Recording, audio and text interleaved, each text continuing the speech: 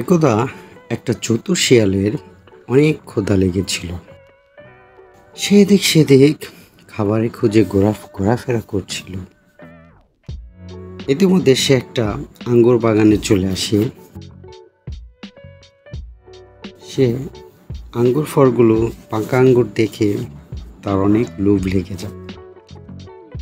যখনই সে আঙ্গুরগুলো দেখে তার জিভে জল এসে যায়। সে আঙ্গুরগুলো খেতে চায়। কিন্তু আঙ্গুরগুলো এত উঁচুতে ছিল সে এখানে পৌঁছাতে পারছিল না। তাই সে চেষ্টা করলো বারবার আঙ্গুরগুলোর থেকে পৌঁছাতে, কিন্তু পারল না। অনেকবার চেষ্টা করার পর সে অনেক ক্লান্ত হয়ে গেল। তারপর সে বসে গেল কিছু সময় বিশ্রাম নেওয়ার জন্য।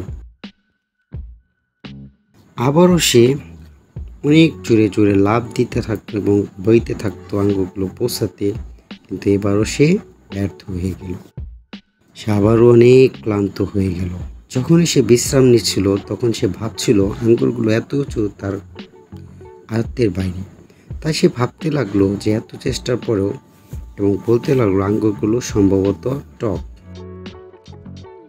আমি এই আঙ্গুর চাই না, এগুলো আমার পছন্দ, এগুলো শুধুমাত্র আমার পছন্দ ছিল, প্রয়োজন ছিল না। অবশেষে সে নিজে সান্ত্বনা দিয়ে বলল যে আঙ্গুরগুলো আসলে আমি চাই না। যখনই সে বাগানটা ত্যাগ করলো সে নিজে ভান করে বলল এবং সিদ্ধান্ত নিল, আমি আঙ্গুর খাই না।